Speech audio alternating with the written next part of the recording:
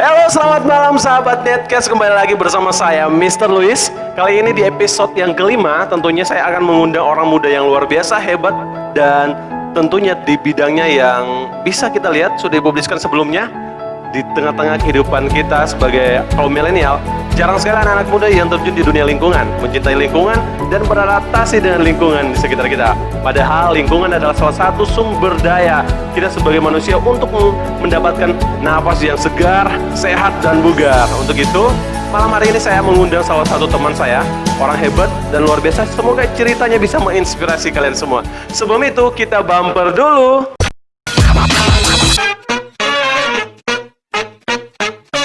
Dan saya sudah bersama dengan Tovan Rumampuk. Hello, brother. Halo. Ya, salam corona. Salam. Ya, selamat malam. Selamat malam. Apa kabar di malam hari ini? Ya, puji Tuhan, baik. Ya, puji Tuhan baik. Saya juga dalam keadaan sehat. Keluarga di rumah sehat? Sehat. Sehat. Iya. Tovan, kami bersyukur bisa berjumpa di malam hari ini dalam Netcast seputar tentang lingkungan. Dan kali ini tema kita hari ini khususnya kita berbicara tentang lingkungan. Maka sangat tepat kita mengundang Saudara Tovan untuk berbincang di malam hari ini untuk menginspirasikan teman-teman semua. Di tengah-tengah pandemi ini, apa sih aktivitas saat ini? Ya, untuk aktivitas sekarang bekerja sambil mencoba peluang-peluang usaha. Karena mengingat pandemi saat ini banyak yang mengalami ekonomi, terguncangnya ekonomi. Jadi saya sebagai anak muda yang mencoba untuk memulai usaha dan meniti karir di usaha tersebut. Oh, wow. Usaha apa itu ya? Kalau boleh tahu usaha apa? Nah, kebetulan usaha saya berhubungan dengan bidang saya, yaitu terkait soal kegiatan-kegiatan yang dilakukan di alam. Oke. Jadi usaha saya itu berkaitan dengan menjual ataupun menyewakan alat-alat outdoor. Oke. Ya, Jadi yang berhubungan dengan alam. oh ya, tetap bersama Ya. alam ya. Ya. Ya Tovan, kalau pekerjaan memang aktivitas pekerjaan apa saja ya? Ya, untuk aktivitas pekerjaan kebetulan juga saya sekarang menjadi seorang media center di salah satu instansi di Pemkot Bitung. Oh ya, mantap. Dan sekalian juga saya menjabat sebagai staf keuangan. Oke. Sudah berapa tahun? Untuk pekerjaan saya kurang lebih 2 tahun. Sudah kurang lebih 12 tahun. Ya. Oke, jadi teman-teman itu seputar singkat dari Tovan. Ya, saat ini ketika pandemi kita hadapi, ya sebagai kaum milenial tentunya kita harus banyak kreativitas yang kita pikirkan agar supaya kita tetap eksis apapun bidang kita. Ya. Dan kalau boleh tahu, Tovan di tengah pandemi ini adakah ada hal yang membuat terpuruk secara ekonomi ataupun secara mental? Ya, mungkin di saat pandemi saat ini yang membuat lebih banyak pengaruh ke dalam hidup saya ataupun orang-orang di lingkungan saya itu mungkin lebih ke mental. Iya. Jadi rasa takut, rasa ya panik. Jadi karena pandemi corona ini yang sampai saat ini sudah menjamur di Indonesia, jadi mungkin kita pribadi kewaspadaannya lebih tinggi dari mungkin yang kemarin. Saya pribadi juga yang hobi jalan-jalan, sekarang sudah membatasi perjalanan saya betul, karena betul. mengingat bahaya dari pandemi corona ini. Oke, jadi memang semua orang lagi dihadapi dengan apa ya, tekanan-tekanan secara betul. mental gitu kan. Dulunya bisa jalan-jalan gitu kan, bisa bareng pacar setiap malam minggu, Ya. tiba-tiba sudah terpending karena akibat corona. Jadi Bahkan mau ketemu pacar sendiri itu agak takut gitu Ya, kan, benar. benar ya. Ya. Jadi teman-teman memang di tengah pandemi ini banyak hal yang membuat aktivitas kita tertunda ataupun aktivitas kita dibatasi gitu. Tapi dengan adanya era new normal saat ini di mana pemerintah sudah menetapkan kita untuk berada di era new normal dengan penggunaan masker setiap hari, rajin cuci tangan, baru kemudian kita harus jaga jarak. Apakah sampai hari ini Tovan sebagai kaum milenial melaksanakan apa yang menjadi arahan dari pemerintah? Ya, untuk arahan pemerintah terkait soal new normal, jadi mungkin untuk beberapa waktu ini kita berencana untuk membuat beberapa kegiatan, tapi dalam rangka mentaati peraturan pemerintah terkait new normal, tapi harus dengan menjaga jarak, rajin mencuci tangan, sering-sering menggunakan masker, ya, sering cuci tangan. Jadi mungkin dalam konteks kegiatan yang kita akan buat nanti tetap memperhatikan apa namanya ini faktor keamanannya itu. Oke, betul Supaya tidak sekali. terjangkit dengan virus corona. Iya, memang kita harus lebih hati-hati Iya, sekarang. betul, Karena lebih hati-hati. virus corona tuh nggak bisa dapat lihat, Kang. Iya. Terus nggak bisa kelihatan. Kalau virus kelihatan. corona itu, kalau kok dia ciri-ciri, oh ada tanda di dahi merah dia, dia oh corona gitu. Iya. Kalau dia kentok-kentok dia corona, gitu. Corona. Ya nggak ada apa, teman-teman. Nggak ada hal yang bisa kita tahu selain kita swab sebagai bukti tanda untuk penyakit corona gitu.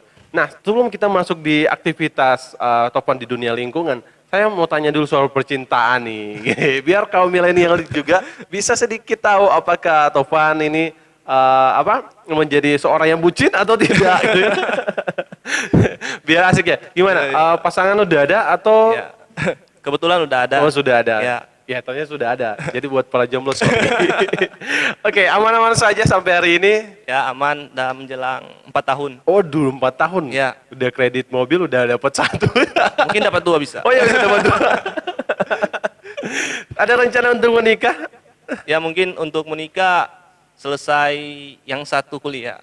Oh. Karena untuk sekarang lagi kuliah semester Oh 5. ya, lagi nunggu proses enggak Ya. mau tunggu dulu dia selesai kuliah, kerja dulu. Ya mungkin kerja dulu. Ya, mungkin Biar- preparing itu mesti dipersiapkan. Ya benar. Jangan sampai cuma karena terburu teman-teman menikah, ikut-ikutan kita menikah gitu. Jadi kaum milenial mesti hati-hati, jangan sembarang untuk memilih pasangan. Benar. Karena kita harus tahu perencanaan kehidupan keluarga nanti seperti apa. Dan selanjutnya, saya dengar-dengar teman punya organisasi. Ya, Gitu. punya organisasi. Organisasi apa itu yang boleh diberbagi kepada teman-teman? Jadi untuk organisasi yang saya bentuk tahun 2018 kemarin itu yang namanya Giriwana. Oh, 2018? Iya, organisasi 2018. Giriwana. Apa itu Giriwana? Nah, Giriwana ini adalah organisasi perhimpunan. Tujuan lain dari Giriwana adalah bagaimana mendidik anggotanya untuk menjadi lebih cinta alam, Oke. untuk menjadi lebih menyatu dengan alam. Hmm. Dan Giriwana sendiri menjadikan alam sebagai media untuk mendidik anggotanya. Oke, jadi begitu. Jadi teman-teman yang pencinta alam yang lagi nonton mungkin harus lebih fokus karena kita akan masuk pada pembicaraan ini. Itu dari tahun 2018 itu berjuang sendiri atau ada rekan sesama yang mari kita buat satu organisasi gitu. Memang untuk pembentukan saya sendiri yang mendirikan secara, tapi ada teman-teman lain yang membantu saya untuk merintis organisasi ini. Oke. Nah, teman-teman itu sampai saat ini masih bertahan. Siapa-siapa saja itu yang Nah, bisa itu bilang? ada sekitar 4 orang. Itu Oke. ada Anggita, ada Fikri Prasetya, Oke. ada Piki yang biasa dikenal dengan Sulfikli. Dan juga ada teman-teman lainnya. Oke, Ya. jadi pada awalnya yang mensupport Taufan untuk membentuk Giriwana orang-orang itu. Ya, orang-orang itu. Ya, selanjutnya apa sampai saat ini sudah berapa anggota? Untuk sampai saat ini sudah ada 13 anggota. 13 Ya, anggota. 13 anggota. 13 anggota ini sudah dididik setiap tahun. Ya, jadi untuk pendidikan kami tersendiri ada yang namanya pendidikan dasar. Oke, Nah, di pendidikan dasar itu mungkin lebih dibebankan kepada materi-materi dasar yang berhubungan dengan kegiatan alam terbuka.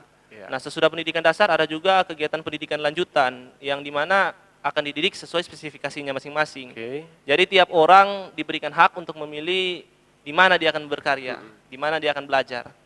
Seperti itu. Iya. Jadi di dalam organisasi punya bidang-bidangnya Punya tersendiri. bidang masing-masing, ya. Jadi yang suka panjat tebing, Ya. dia bisa panjat tebing, panjat lebih tebing. spesifik ya. Lebih spesifik. Yang suka naik gunung gitu, Ya. berkelana di mana-mana untuk mendaki gunung ya bisa spesifik. Ya oke, itu luar biasa sekali. Jadi buat teman-teman di rumah ini luar biasa, Giriwana juga menawarkan sesuatu organisasi yang baik buat teman-teman yang mencintai alam sekitar. Dan kalau boleh tahu, selama proses pembentukan organisasi sampai saat ini, sudah ada penghargaan kah yang pernah diraih? Kalau untuk penghargaan sendiri ada beberapa penghargaan yang diraih dari tiap-tiap anggota dari Giriwana sendiri. Yang salah satunya penghargaan lomba orienteering yang dilaksanakan di Unsrat kemarin. Ada juga penghargaan dari Tuh, sebelumnya lomba orienteering itu seperti apa biar teman-teman tahu. Saya juga jadi- belum tahu. Jadi lomba orienteering itu adalah lomba lari sambil bernavigasi. Lari sambil sambil bernavigasi. bernavigasi, sambil menggunakan kompas dan peta. Oh, lari Ya. sambil lihat kompas dan peta. Ya. Oke. Jadi dalam olahraga itu kita melatih fisik dan otak. Jadi Oke. otot dan otak. Jadi otot dan otak di sini Ya, dipakai. saling berkolaborasi. Gitu. Oke. Ya. Jadi bukan cuma sekedar apa ya? Lari, Lari, tapi berpikir. juga berpikir Ya. juga. Oh, luar biasa. Itu yang juara siapa? Kebetulan ya dari antara 30-an peserta dari Giriwana itu masuk 3 besar. Oke, masuk Ya. 3 besar. Mantap, luar biasa. Oke, ada lagi? Ada lagi untuk apa? Prestasi yang kemarin di sekolah jurnalistik. Nah, itu diutus dari Giriwana 1 orang. Sampai saat ini dia sudah menyelesaikan kegiatannya tersebut dan dia sudah menjadi bagian dari sekolah jurnalistik lingkungan. Oke, Jadi mantap. setiap ada kegiatan-kegiatan, misalnya ada permasalahan-permasalahan lingkungan, akan diangkat lewat berita oleh orang yang sudah mengikuti sekolah jurnalistik tersebut. Oke, mantap ya. Selain tahu tentang lingkungan, tahu jurnalistik Iya. lingkungan juga. Oke, luar biasa. Selanjutnya ada lagi? Ya, ada lagi dari kemarin diberangkatkan dua orang, yang satu ke Sumatera, yang satu juga ke Makassar untuk mengikuti kegiatan. Yang di Sumatera kemarin kegiatan gladian. Jadi gladian ini pertemuan antara seluruh pecinta alam yang ada di Oke. Indonesia bertemu di Padang kemarin. Jadi Seluruh organisasi ya, pencinta alam ya, bertemu di Padang. bertemu di Padang dan saling berbagi ilmu, saling belajar. Nah, itu utusan saya tersendiri. Oh ya? Kemudian saya melanjutkan perjalanan saya melakukan ekspedisi. Jadi ekspedisi tersebut saya namain ekspedisi Bhinneka Tunggal Ika. Oke. Jadi ekspedisi tersebut mendaki Gunung Kerinci yang biasa dikenal sebagai gunung api tertinggi di Indonesia. Wow, luar biasa. Bersama dengan rekan-rekan dengan berbeda-beda agama, berbeda suku dari setiap Indonesia. Dari utusan-utusan masing-masing provinsi. Nah, yang kedua, ada juga yang mengikuti kegiatan Kemah Akbar Nasional di Makassar. Itu namanya Akbar Gobel. Nah, dia mengikuti Kemah Akbar tersebut. Setelah itu dia langsung melanjutkan lagi dengan ekspedisi. Ekspedisi menaklukkan 2 gunung, yaitu Gunung Bawah Karaing dan Gunung Latimojong. Jadi dia melakukan ekspedisi kegiatan untuk melihat sampai di mana kemampuannya dan timnya melakukan ekspedisi ke Latimojong dan Bawah Karaing. Oh ya, luar biasa. Tunggu, sebelum kita masuk di 2 gunung tadi, yang gunung tertinggi ini dulu, jangan dilewatkan. Ya. Itu waktu mendaki gunung berapi tertinggi, apa tidak rasa takut atau gimana? Apakah sudah ada uji klinis atau gimana ya? Coba jelaskan kepada teman-teman. Ya, emang pertama kali mendaki gunung, karena itu memang jujur first time untuk mendaki gunung yang masih aktif, yang memang dari bawah saja sudah kelihatan itu asapnya itu keluar-keluar. Oke. Jadi memang kalau bilang rasa takut, memang takut, tapi ya karena niat ingin mencobanya lebih tinggi dan keinginannya lebih tinggi memang. Jadi kematian sudah tidak lagi dipikirkan. Ya mungkin seperti itu. Jadi waktu itu memang ada beberapa tantangan juga di gunung tersebut karena memang gunung tersebut beberapa tahun yang lalu pernah memakan korban juga. Jadi memang agak sedikit takut. Sampai di tempat sebelum muncak itu ada prasasti yang memperingati yang namanya Yuda yang kemarin hilang, tidak ditemukan di situ. Tidak ditemukan. Jadi memang sampai situ kemarin gugup, Pak, rasa nggak bakalan naik lagi nih kayaknya. Iya. Nggak bakalan naik lagi. Tapi karena niat saya dan keinginan tahuan saya tentang gunung tersebut seperti apa, akhirnya saya naik. Oke. Ya. Jadi puji Tuhan saya berhasil melakukan pendakian di gunung tersebut sampai di puncak. Oke, mantap. Kalau kita itu menyerah, bro. Karena itu sesuatu yang membahayakan tentunya. Jadi Iya, tidak benar. semua orang punya mental untuk melakukan hal-hal yang ekstrim seperti itu. Mendaki gunung itu bukan hal yang mudah. Itu sudah menaruhkan nyawa kita. Karena kita tidak tahu, apalagi sudah tidak ada jaringan dan sebagainya. Lalu gunung itu luas, gitu kan. Jadi itu sangat berisiko. Tetapi kalau teman-teman di luar sana yang lagi nonton Netcast, yang berminat untuk gabung bersama Giriwana bisa langsung hubungi di kontak yang sudah kita tertera di sini dan semoga bisa membuat teman-teman mendapatkan ilmu sesuatu dari komunitas ini. Nah, selanjutnya kalau teman tadi yang naik di Makassar 2 gunung itu bagaimana kisahnya? Apakah ada terjadi insiden atau tidak? Ya kemarin teman yang naik Latimojong dan Bawah Karaing tidak ada insiden yang terjadi, namun pengalamannya yang dia sampaikan luar biasa, banyak hal-hal baru yang ditemukan, apalagi sebelum naik gunung mungkin dia menyatu dengan kebiasaan hidup dari masyarakat kaki gunung Iya. yang mempunyai kebiasaan hidup yang berbeda dengan kita yang ada di Sulawesi Utara. Ya luar biasa tentunya pengalaman-pengalaman yang bisa didapat ketika ada di organisasi Giriwana tentunya buat teman-teman ya yang sudah menikmati itu luar biasa. Saya titip salam dan jadi dalam organisasi itu masih termasuk masih muda ya, masih Ya, baru masih kayak baru 2 tahun. iya baru 2 tahun Iya. kayak orang anak baru lahir baru bisa belajar Baru bisa jalan belajar gitu. jalan, Tapi ya. sudah beberapa prestasi itu sudah luar biasa. Tentunya yang diharapkan juga bagi kami sebagai kaum milenial banyak orang yang mencintai alam Ya, benar. gitu.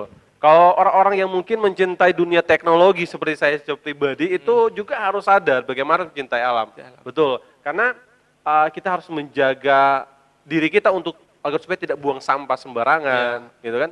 Alam itu bukan cuma sekedar gunung ya, bukan gunung, Ada laut. tetapi ada laut juga. Nah itu kebiasaan-kebiasaan buruk. Jika kalau ada yang buang-buang sampah sembarangan, hei, sadar, kan? Kita harus sadar. Jadi jangan buang sampah sembarangan, karena ada orang-orang di sekitar, khususnya kaum-kaum milenial ini juga mencintai.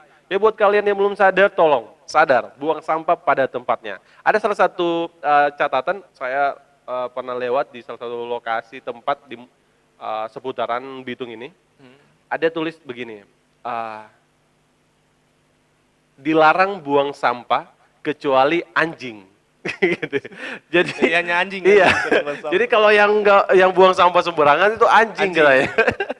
Jadi itu udah karena udah mungkin bahasa yang sopan buang sampah pada tempatnya kurang Tapi paham dimengerti, paham, ya. mungkin harus lebih keras Lebih sedikit. kasar lagi, Karena ya. karakter orang kita ya agak keras, benar ya. Oke, selanjutnya apa saya? Selain itu?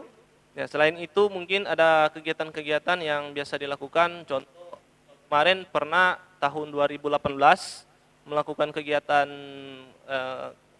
di Tugu Jepang. Karena kemarin Tugu Jepang waktu kami berkunjung itu penuh dengan vandalisme. Oke. Jadi mungkin orang-orang yang tidak bertanggung jawab menuliskan namanya di situ di batu-batu. Oh, iya.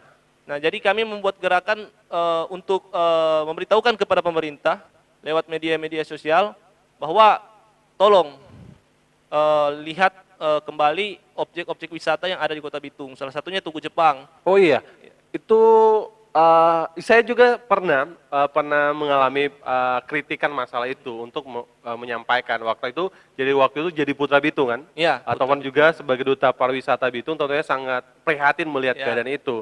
Gitu. Karena kita tahu bersama ini suatu tugu yang perlu untuk dilestarikan, Perlu untuk gitu. dilestarikan. Perlu dilestarikan sehingga buat teman-teman masyarakat yang ada di luar, mari sama-sama kita jaga, lestarikan budaya leluhur kita yang mungkin sudah lama.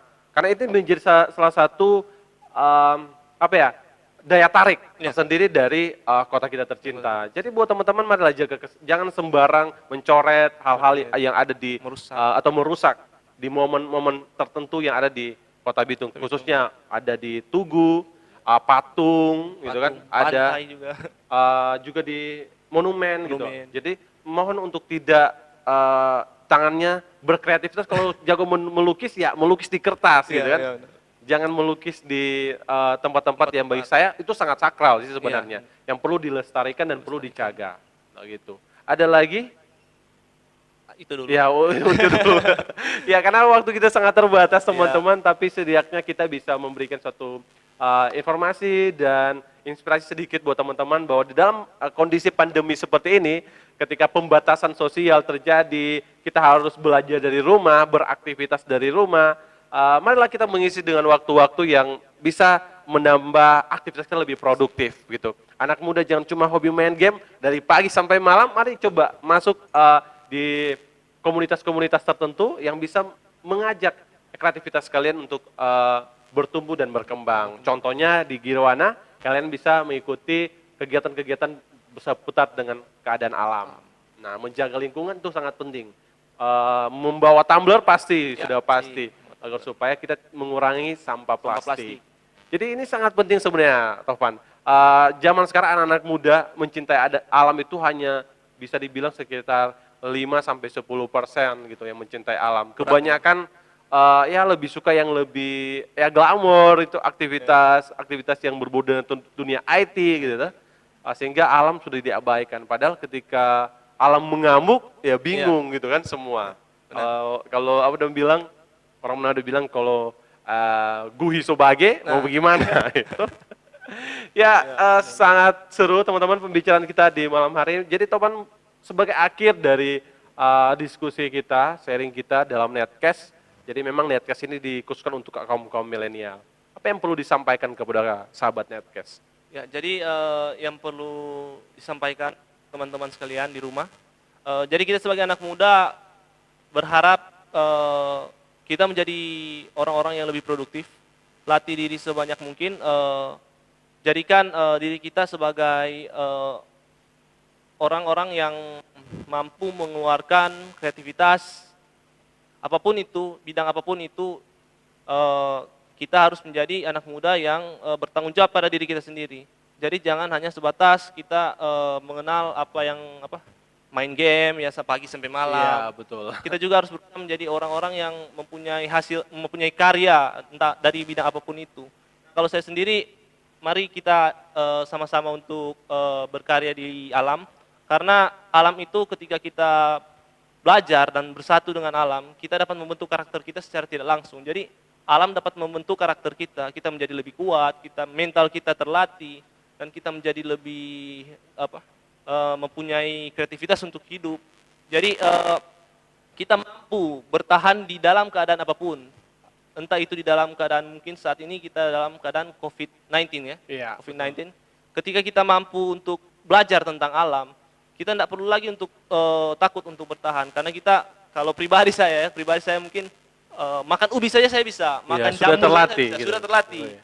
Jadi saya mengajak anak muda untuk lebih berkreativitas lagi di bidang apapun itu.